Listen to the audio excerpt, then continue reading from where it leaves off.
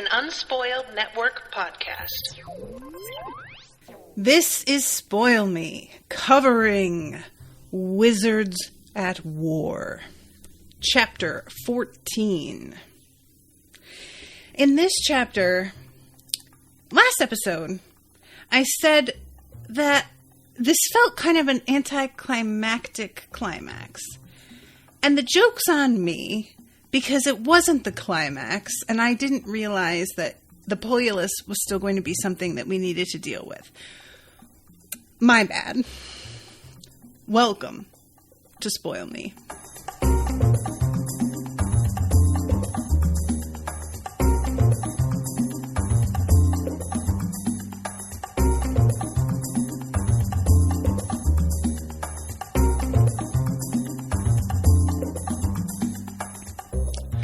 Welcome to the show, everyone. I am Natasha. Thank you very much to Yama for commissioning this episode, and Yama is also here in the chat. Everybody, welcome Yama back. They are moving. Are your pronouns she, her, Yama? Back to the U.S. after some time away. She is moving back, so congratulations and welcome back. Okay. Let's talk about this, because I really was kind of, I don't want to say talking shit last episode, but I was a little bit disappointed because so far, Diane Duane has been able to pull off some sick-ass climaxes in these books. And as much as it's really awesome to see this, like, little creature that was being beleaguered and targeted come into their full power and sort of rescue this, like, civilization on this planet, it felt weak in terms of what was going on with the Lone One. I was just sort of like, you're just going to go step by step through our entire crowd of friends and tell each of them the way that you're going to, like, fuck with them particularly? And it turns out I was wrong, because I went back just to let you guys know, this episode is June 3rd. The last recording I did was May 25th. So it's been a while. And when it has been over a month between recordings for a certain property, I try to back up and refresh myself with the end of whatever I covered last time. So I went back and re-listened to, like, the second half of chapter 13 to just get myself reacquainted with what was happening. And in that, like, re-listening, I heard the Lone One say, I don't even need to do anything with the Polulus now. It's basically, like, feeding on itself because you guys are terrible on Earth. So I can just step back and let y'all finish the job for me, and I don't even need to be involved. And I don't know why that just didn't, like, land when I think maybe there was just so much going on, and I was a little bit distracted over the fact that Ronan is, like, kills himself. That is not undone in this chapter 14, like I started to expect it to be, by the way. But anyway, I think I was distracted, and so I didn't quite appreciate what the Lone One was saying in terms of, you still have a giant impossible job to do. Good luck. So the fact that we hadn't actually, I even said, it looks like there's, like, a fair amount of this book left. What else is happening? I'm sorry, y'all. Those of you who knew what was going to happen were probably listening going, what is she talking about?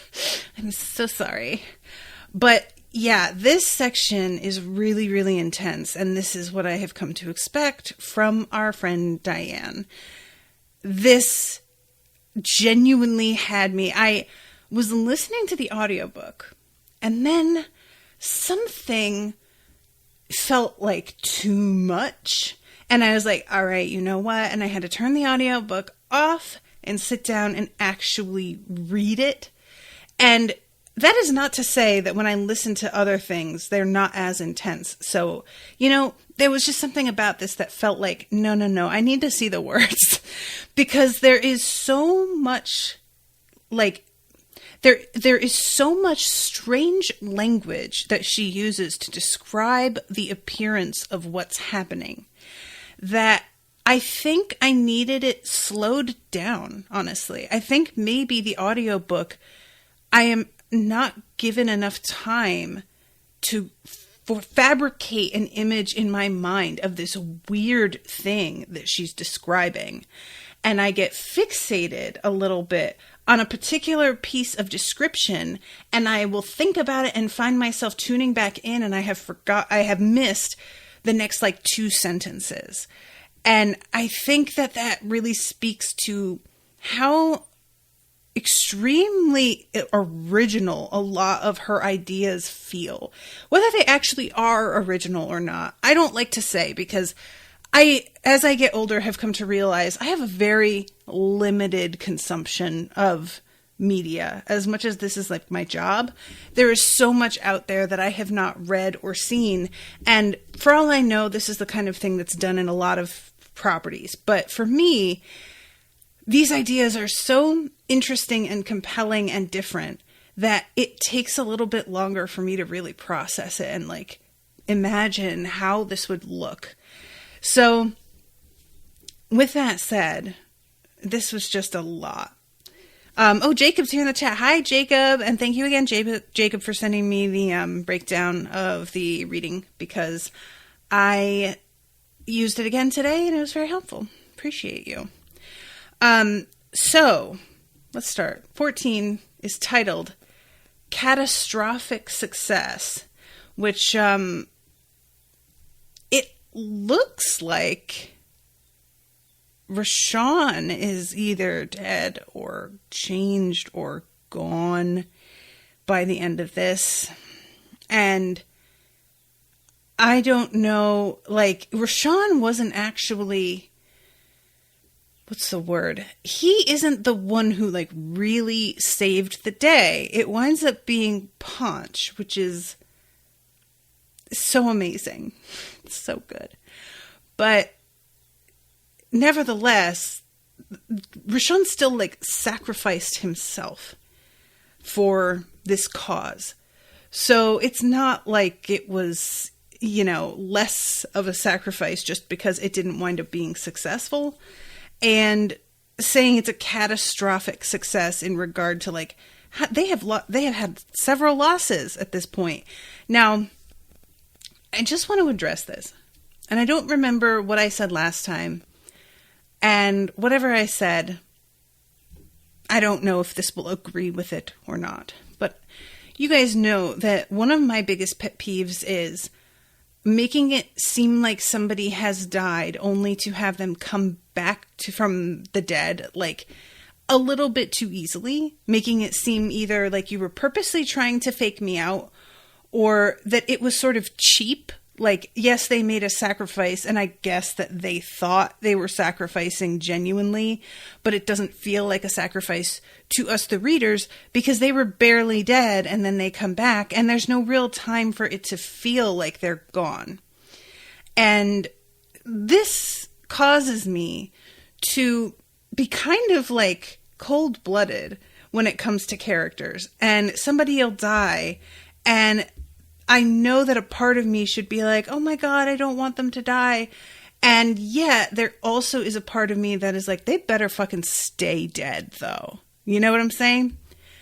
And I am really warring with that this episode, because Ronan sacrificed himself, and I want it to be meaningful and permanent, because that feels like respectful.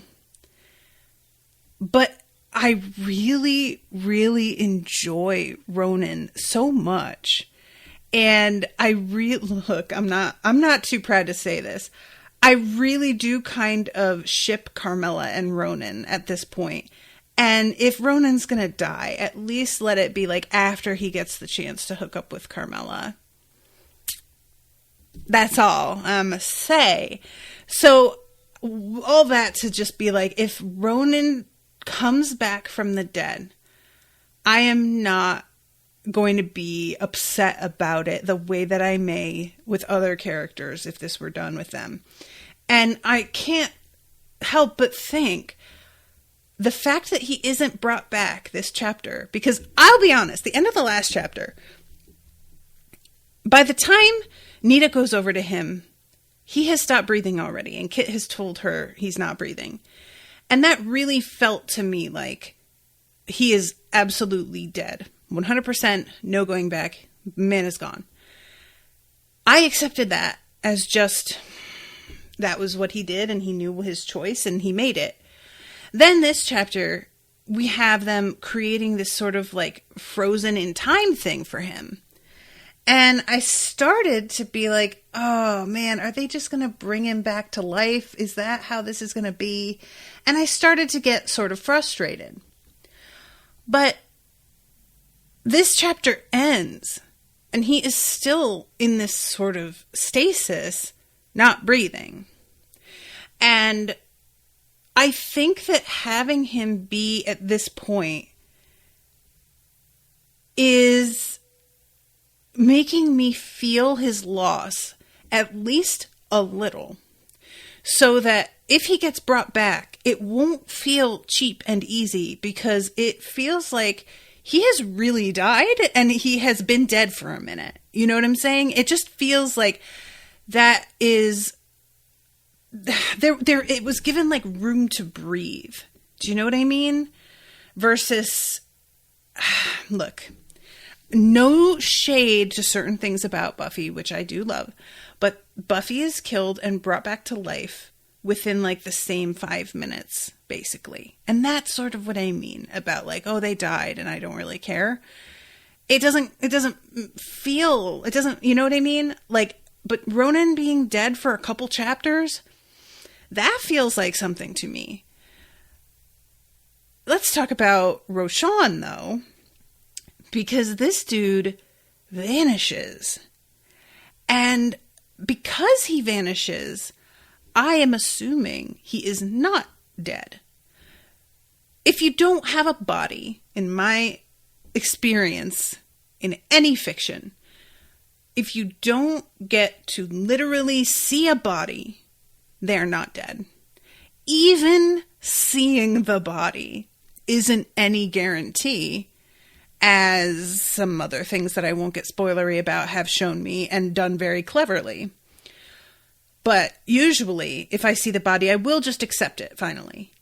You don't give me a body, though. They get transported somewhere else or something. I am really not believing they're dead. And this can be false. I'll say that. Like, Sirius Black falls backward through a curtain into some other dimension that's probably the underworld or death. I really thought we would see that bitch again. 100%. I thought we were going to have Sirius Black come back at some point, because he didn't die exactly. He just went somewhere else. And I can be wrong. You know, he seemed straight up dead.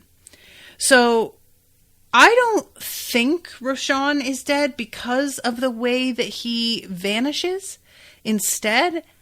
But just because he's not dead doesn't mean that he can sort of just come back the way that he was either. Something may have changed him fundamentally, or he may have been sort of pulled somewhere unexpectedly by another force. I don't know. And so for him, I am so certain that he's not dead, that if he comes back, it's totally fine, because that's what I'm expecting. If it turns out either he's dead or we don't find out what's really happened to him by the end of this book, I will be really surprised by that. I won't be mad about it. I want to know what happened to him, of course. Everybody would want to know. But it would be sort of interesting to leave this book on a note of uncertainty, with them being like, all right, well, we've like succeeded in saving the world. Now we have to figure out what the hell's going on with Roshan, and have that like be the next book or something, rescuing him. I don't know. Okay, so I just wanted to address that because, you know, they're a very tricky thing as an author to handle. They're a very tricky thing as a reader to handle and to like treat with gravity sometimes, and I just want to give it its due. So Yama says, I always want everyone to be fine at the end, but then I remember every time you say that, stakes need to be real so you can feel it. And then she put a bunch of steak emojis. Nice. Jacob says, I debated whether to end the section here and save Ponch's section for the next episode. To end the section here, I'm sorry, I don't know what you mean by here, Jacob, because I only covered chapter 14 for this episode. So I don't know. Do you mean like end the section at Roshan's disappearance? Is that what you mean? But okay. Well, Jacob answers that. I'm going to back up and we will start chapter 14. So first, what we get is Nita. There is this moment that I didn't even think about, in which she is realizing that the paradexis in her head potentially makes it so that things she says without giving them much thought turn out to be more real. The greatest challenge of your life, she'd said to him. Why did I say that? Except somehow I knew it was true. All this while, she'd been treating the paradexic effect as if it was something cute, rather than what it was. The manual suddenly inside her head making what she said truer than usual. And now she could hear her voice saying to Carmela, enjoy him while you can, he won't be here for long. Oh no, please don't let it be that I made this happen. That is... It didn't even occur to me.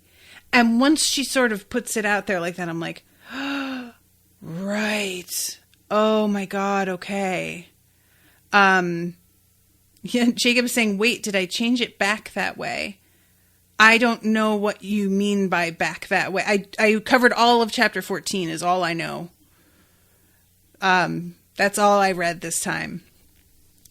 So she starts to kind of get cold here, but not in a way that's like my feelings have evaporated. It is more, I am going to be as completely clear-headed and logical about this as I can. And she says, I know what to do. Kit was looking at her with a shocked sort of expression. Nita assumed it had something to do with her voice, which even to her sounded like it belonged to somebody else. That's really interesting, because it's not really mentioned again.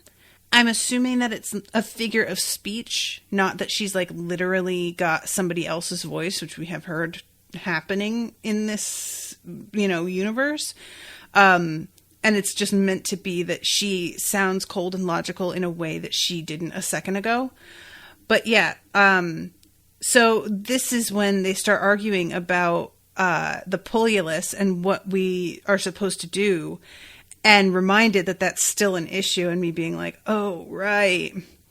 And Nita says, we have to take the chance. You heard the Hesper. We need to head back now.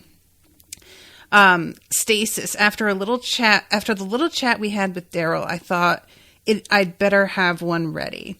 So she sends a copy of this spell to Kit, and they begin working on it together. And this is it's so interesting to hear how they set this up. And let's see, Nita says, if you've got extra power for me, to the Paradexis, let's have it. Nita's whole mind went up in a flare of sheer power that rushed out through her and into the spell with tremendous force, scorching her as it passed. Now Nita started to understand why wizards were so rarely allowed to channel power of this intensity. The power limit was a safety valve. Do this too often, and it would scar the conduits of mind and spirit through which it flowed, leaving the wizard too sensitive to bear wizardry's flow. Even lesser wizardries afterward would feel as if your own blood was burning you. Which we kind of see something that looks like it may end this way later on in the chapter with the twins, who are like both trying to basically reflect power back and forth between one another in order to increase its potency. And one of them, I mean, they both collapse, but one of them says of the other, she has been burned out by it. And we don't actually like touch base with her and find out whether or not that's actually true, but they have a sort of connection because of their being twins and wizards. And he seems pretty certain of it when he says it, you know? And I can't lie. That is like really upsetting to know that the power can be too much, even when you're trying to do the right thing, that you like can hurt yourself with it. I feel like there's a part of me that's like, well, that's not fair. You're doing the right thing. You're doing what the powers like intend you to do. Really, that's what wizards are here for. And yet you try to do too much, and that in itself can like injure and kill you. That doesn't seem fair. But guess what? It's not fair, because it just doesn't seem like a lot is, you know, as far as I can see in life. And I also thought it was interesting. I didn't really think about this episode, or until this episode.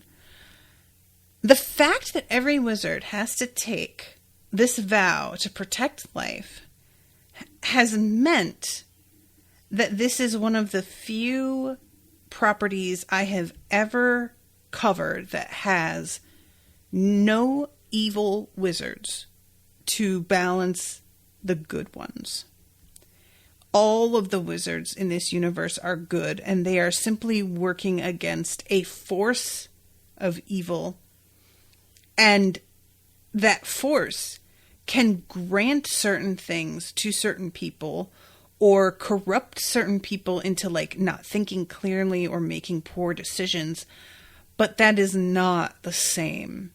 And I think that's really interesting, that, you know, that almost makes this feel like simultaneously more appropriate for children, because it's not people going after each other, and also more elevated somehow, because basically what everybody is always fighting in these books is a concept, and that is a really like deep sort of constant theme to be pursuing.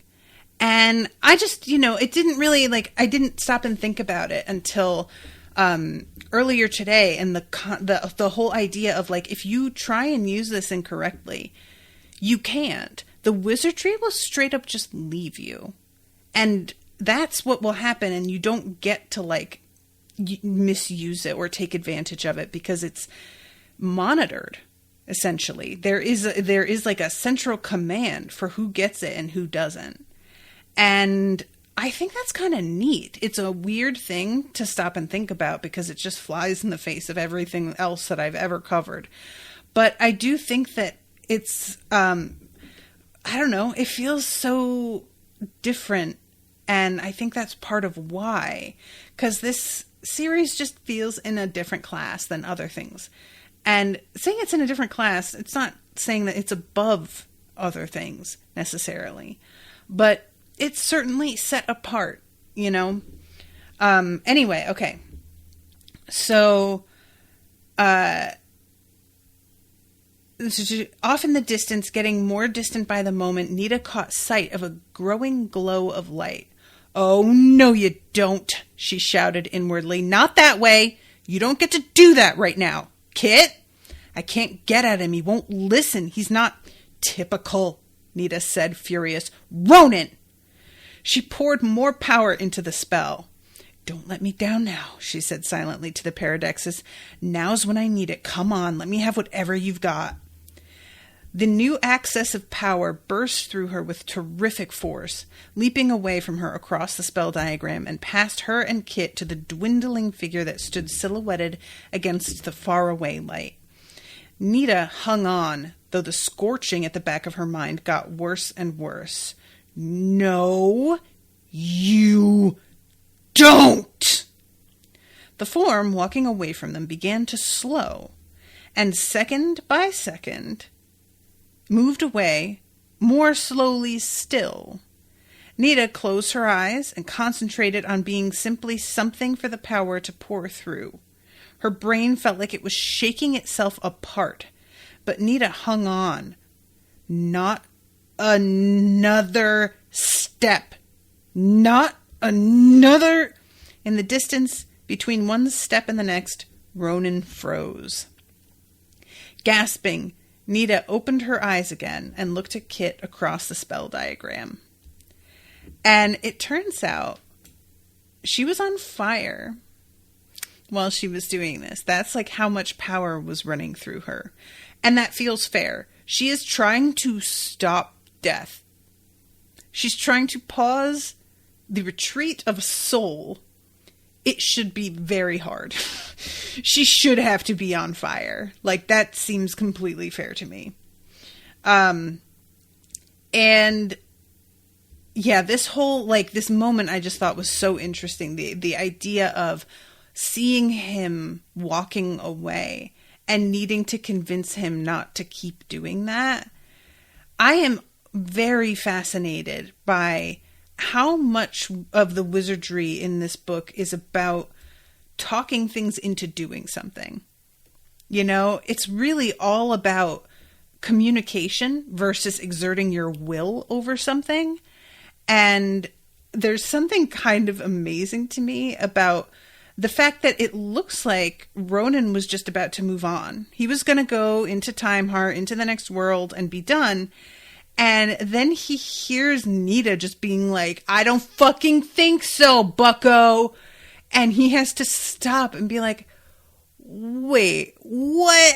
He doesn't really like, he has to wind up agreeing, you know? He has to participate in slowing down so that he can go into stasis. But there is a part of me that can't help but laugh at the fact that he was full on ready to just take off.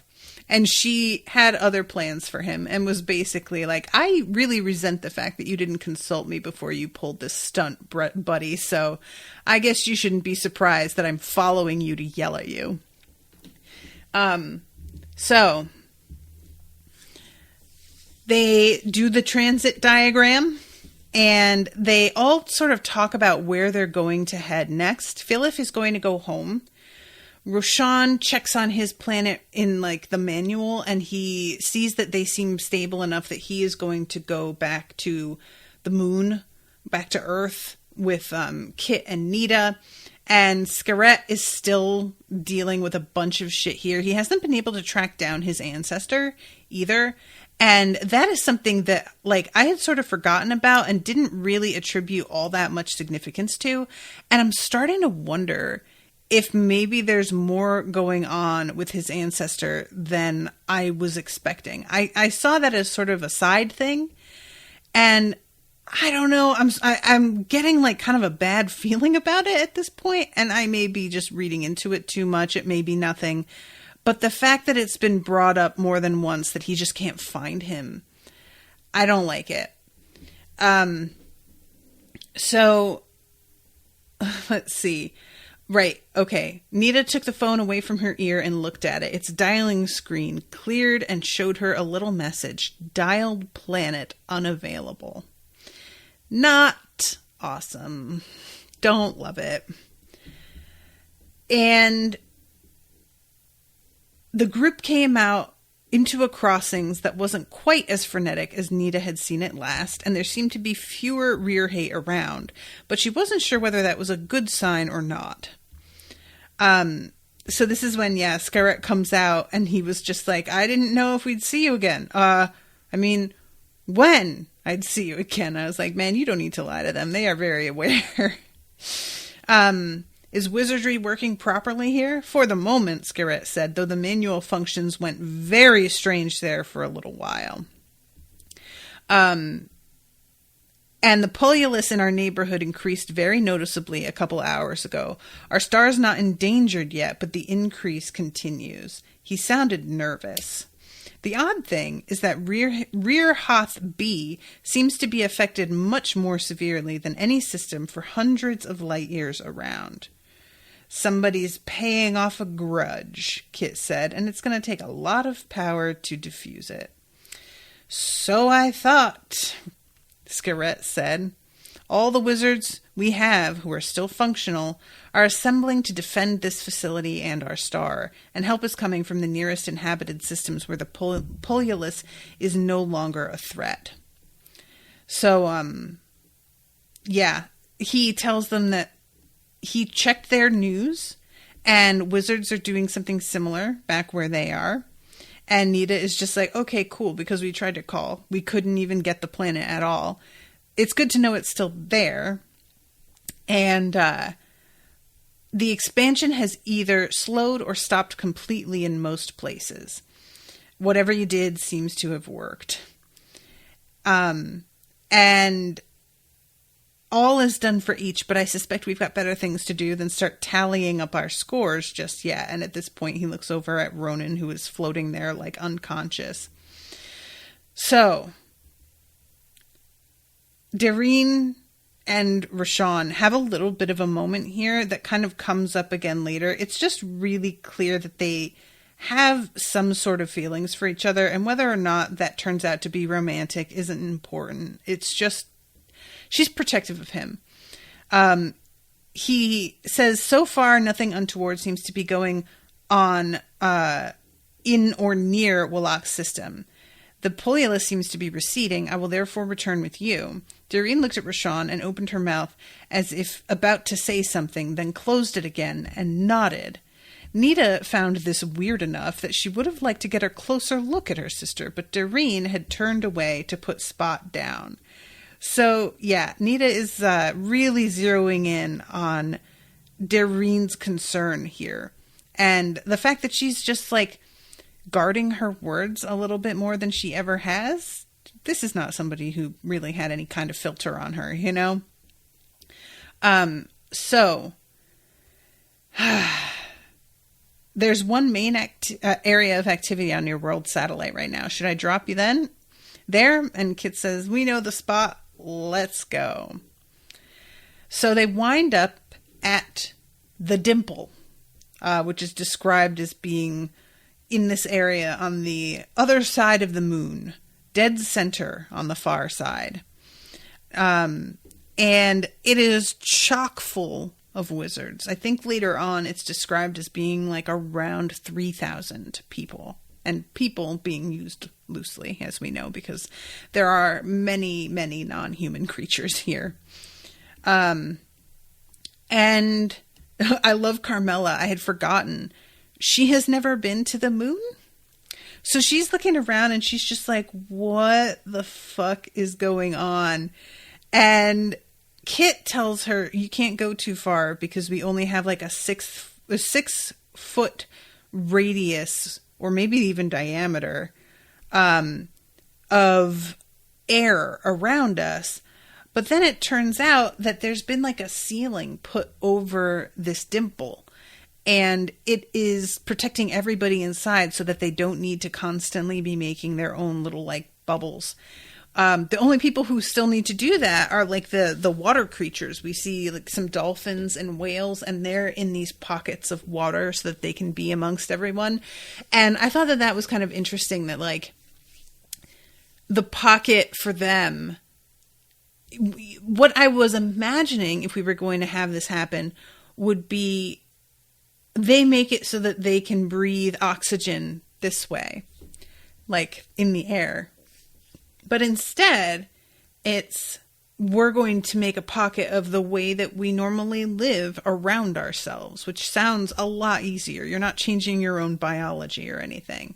But it's funny how, like, quickly I sort of jumped to the magic that's, like, way more complex when that's not really necessary. I feel like I wouldn't be a super good wizard. That's what I'm saying. So, let's see. He'd noticed that though there might be hundreds and hundreds of wizards down there, there wasn't even one who looked adult. They've all lost it, haven't they? Every single one. Nita nodded, her mouth feeling dry again. It got drier when she looked up. Out in space, in what should have been a vast expanse of bright, unblinking stars, there was a huge blot of darkness, as if somebody had spilled ink. At the edges of that huge, irregular patch, the stars twinkled and went faint. Nita shivered all over. This darkness, gradually and inexorably drawing across the stars. I hoped it was just a nightmare. I should have known better. So, yeah, they have to find some people and see what it is that has been tried already. And I couldn't help but because, like, what these people are trying to do essentially is push the Polulus further away from the Earth as a whole. It won't get rid of it, but it will make whatever effects it's having less intense for the moment, and just essentially like buy them some time. And Kit asks them if they've tried anything more proactive, and I really appreciated that this guy is like, are you kidding? Of course we have. I appreciate it because, like, Kit just being like, well, have you tried actually dealing with the Polulus itself? Kit, dude, you guys aren't the only ones with a brain in this universe. I think that they would have tried.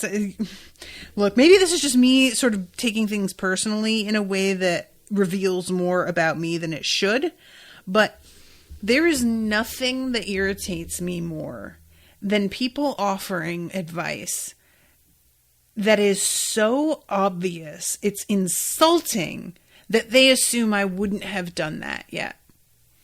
It's like, there is something about that for me that I'm just like, come on. You think I don't know? Oh, I get so mad over it.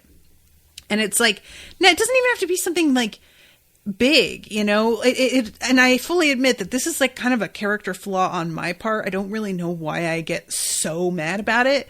But when I was in Florida before the wedding, I had just brought this pair of Crocs sandals for walking because I walk a ton in them and they have always been perfectly comfortable. And I think that this pair that I got may not have been real Crocs, and I had blisters all over my feet. I had them all over my feet for like 4 days. I had them all over my feet during the wedding. It was excruciating. And somebody asked me, why don't you change shoes? Didn't you bring sneakers? And I was just like, are you serious?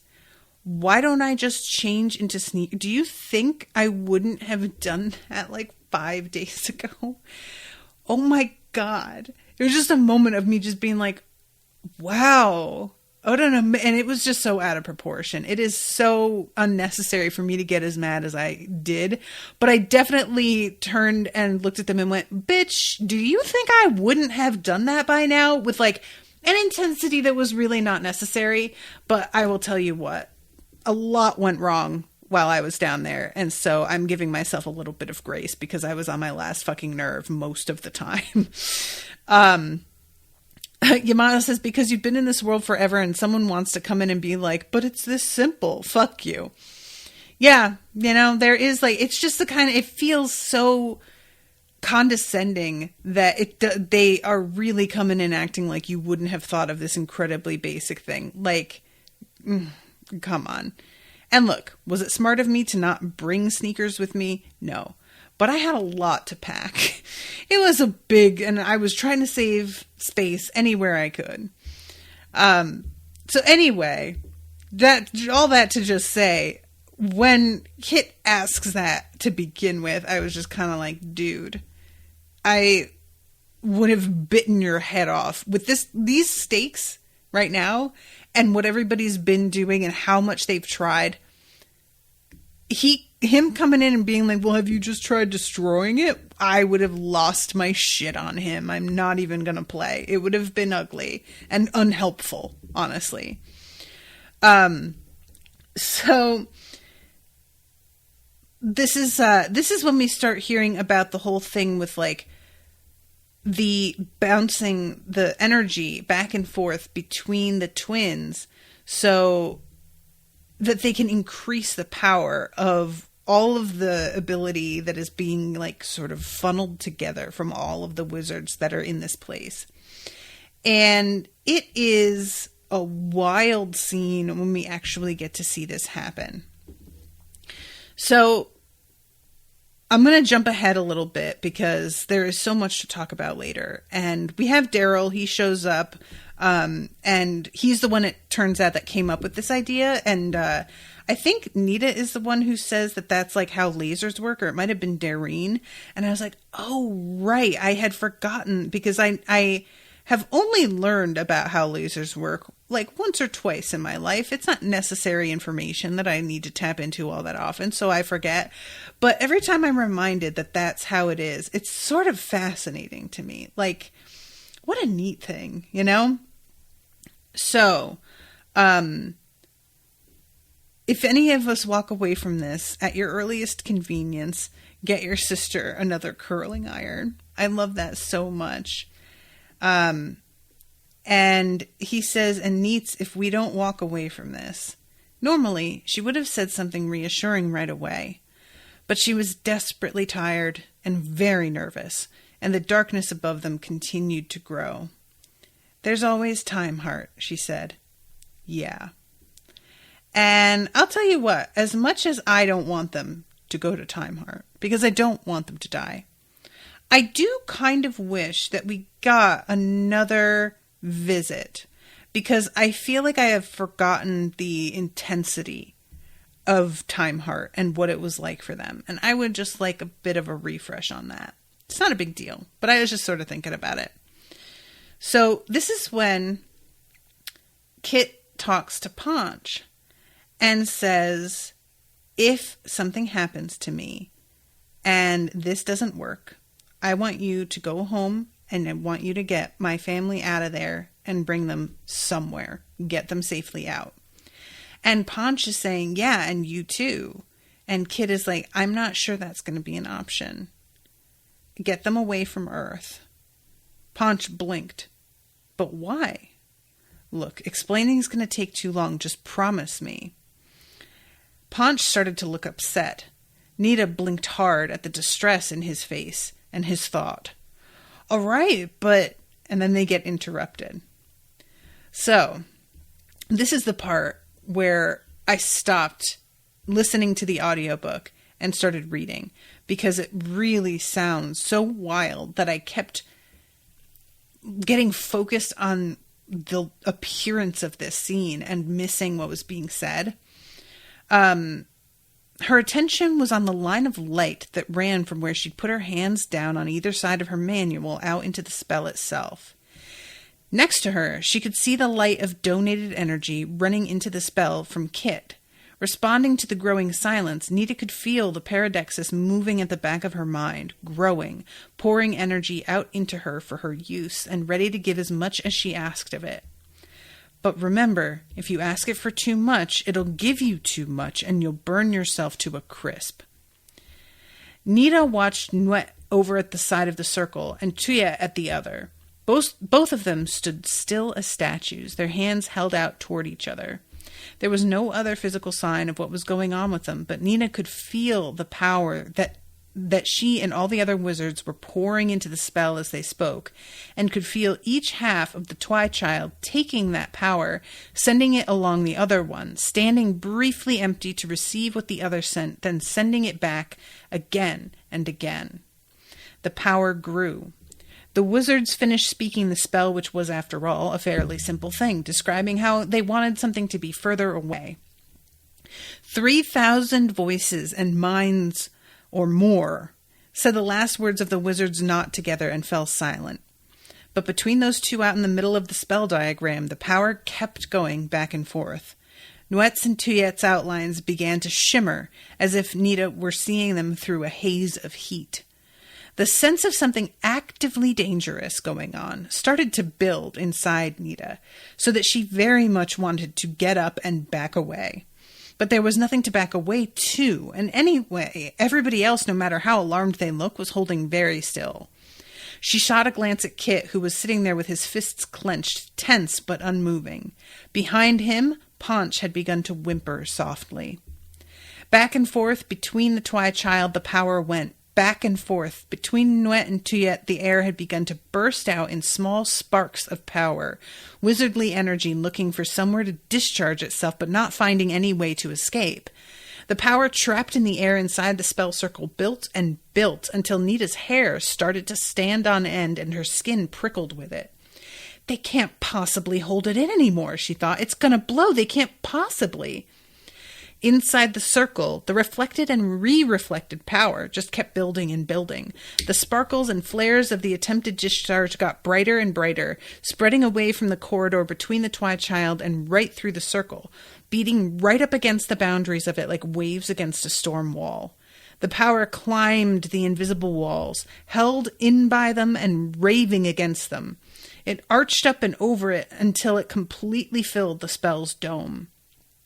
Inside the dome, the fog of concentrating power thickened, the discharge flashes filling every cubic foot of air until Tuyet and Nuet couldn't be seen at all.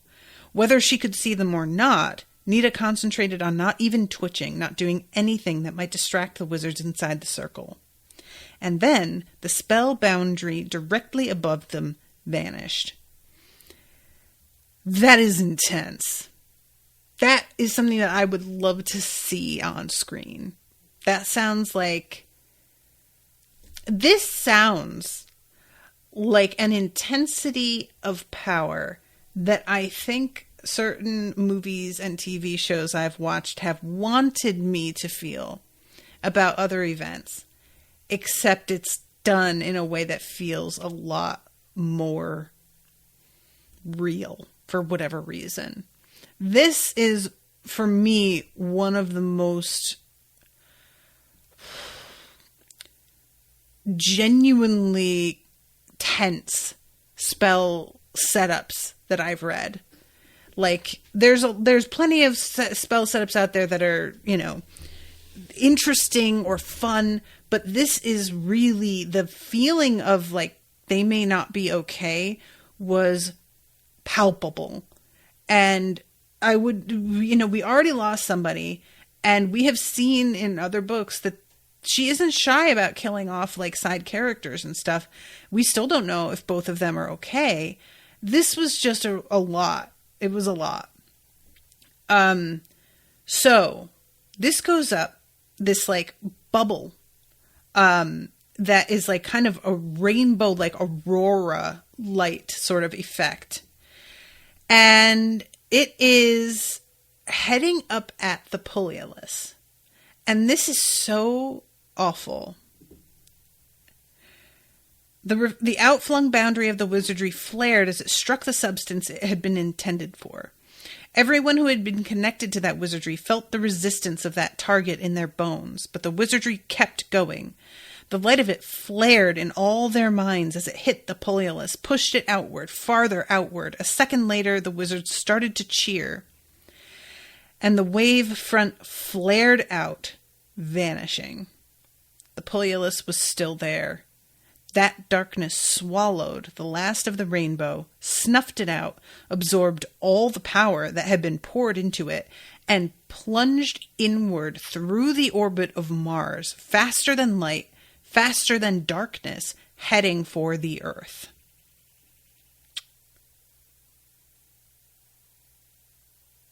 Rude. Really, really extremely rude. I knew that this was not likely going to work, probably. It's the first try that we have gotten to see. But I thought it would do, like, anything. And it doesn't. It doesn't do any, like, well, I say that, but they say it would have, like, come closer than it did. It did work. It just wasn't enough. This is when Tuya is asking about his sister, and Kit says, I think she's okay. No, she's not, Tuya said. I can feel it. Burned out. Oh, man. So this is when Roshan steps in. And he's got that collar.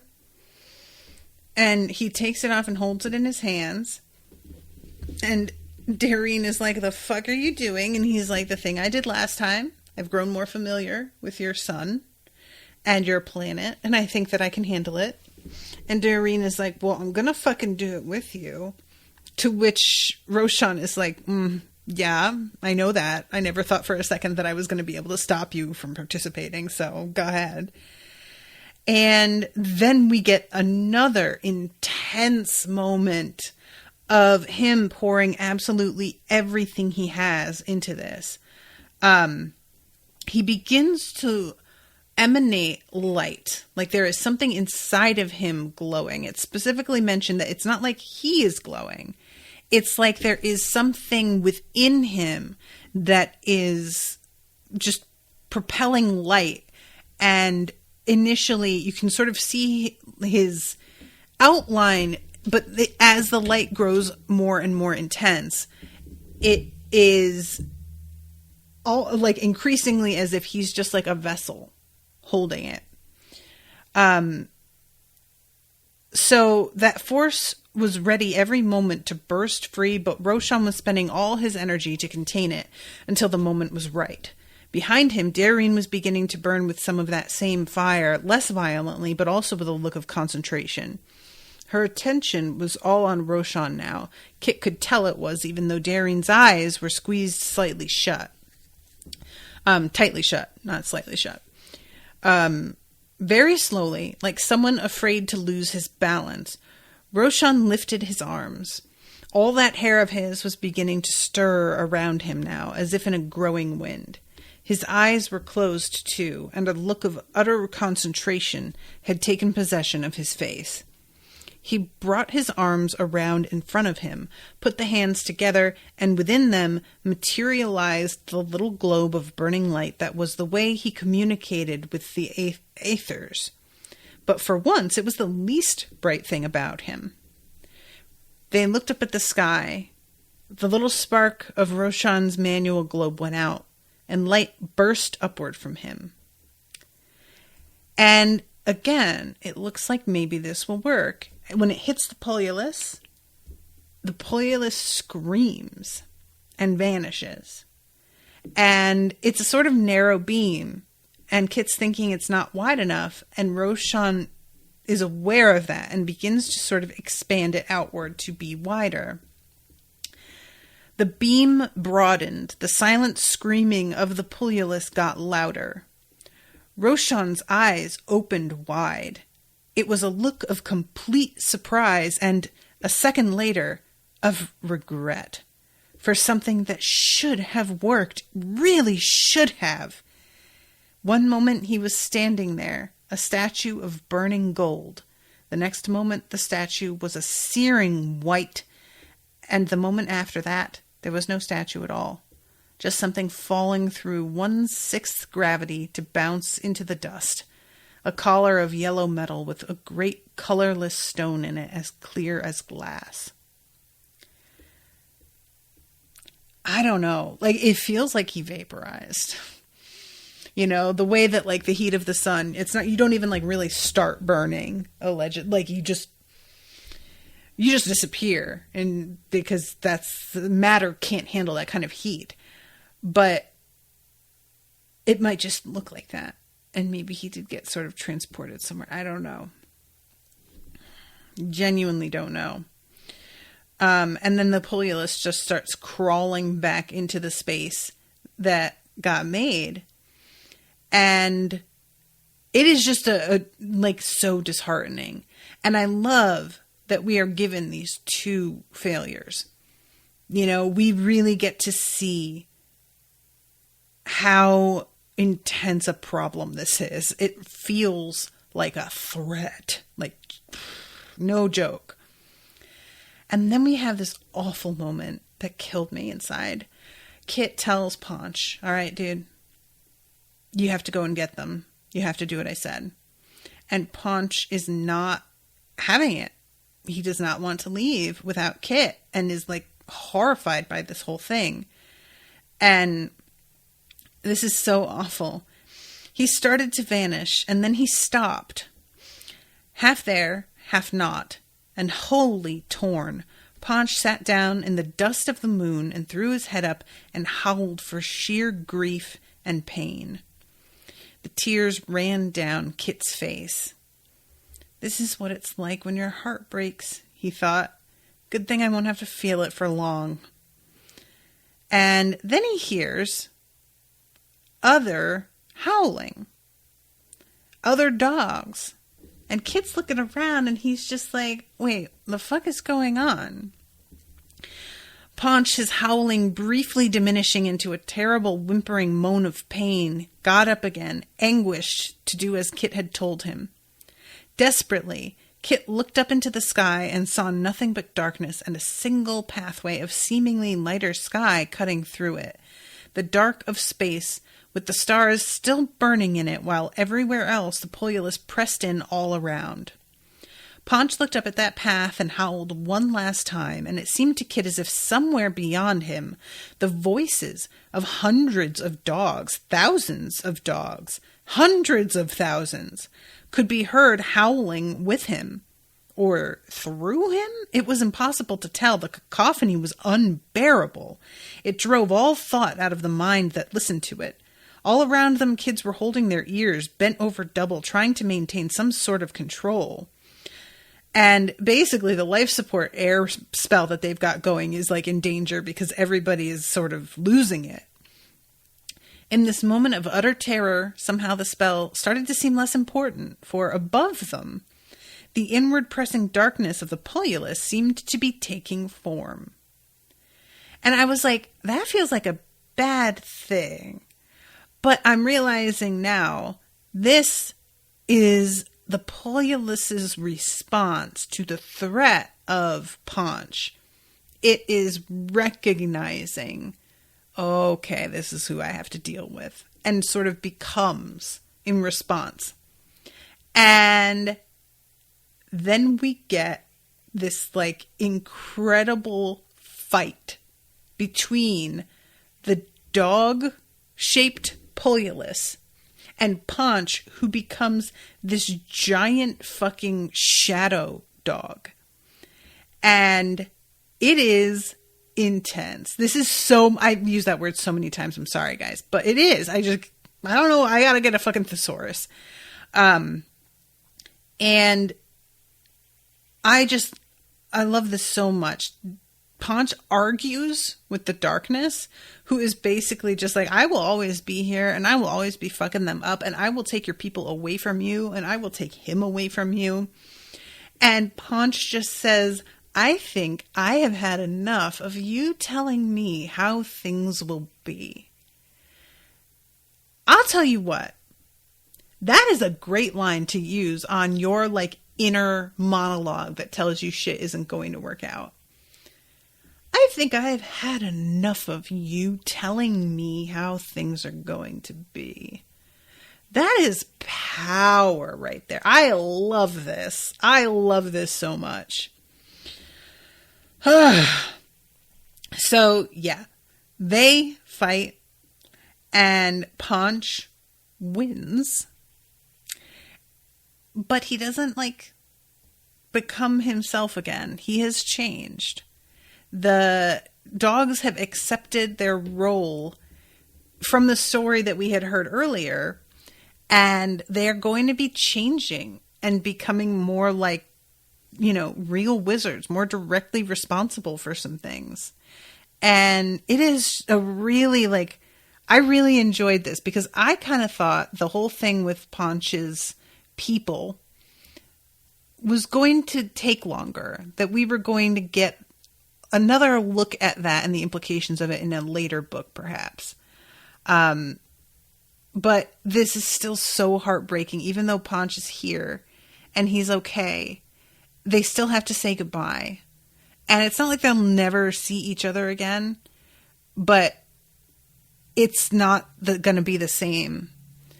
And so Kit just like hugs him and cries. And then when he finally like looks up, Ponch has disappeared and he's not holding on to anything anymore. And I was just like, that is so harsh.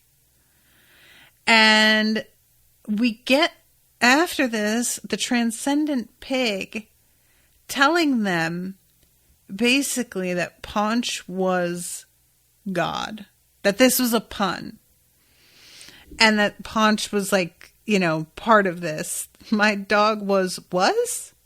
No. Is? Yes. It's the spell it backwards joke again. The one just loves those old jokes. The older, the better. Making a big bang sound and running off to hide behind the nearest chunk of physical existence like some kid ringing the doorbell at Halloween. And Kit looked around at the thousands of astonished and exhausted wizards. Then he looked at the arc of the now dimming spell diagram and saw Dareen standing there, holding in her hands a collar with a stone that had gone as clear as water and now was shading gently toward gold. And beyond her, off in the background, Ronan's still form. This is going to take a while to sort out, he said, and wiped his eyes. Let's go home. And that is the end of chapter 14. So yeah, that was a lot. And I am so delighted at how key Ponch turns out to be, because he is a good boy, the ultimate good boy. But I really am so sad that we are not going to have him around anymore. I really am. It's just a bummer. I love him. All right, I'm over time, so I had better wrap up. But thank you guys again so much for listening. Thank you, Yama, for commissioning this one. It was fun to come back to this. One more episode to go, I think, of coverage for this book, which is on August 19th. So it's a ways away. But stay tuned for it, everybody. And until next time, toodaloo, motherfuckers.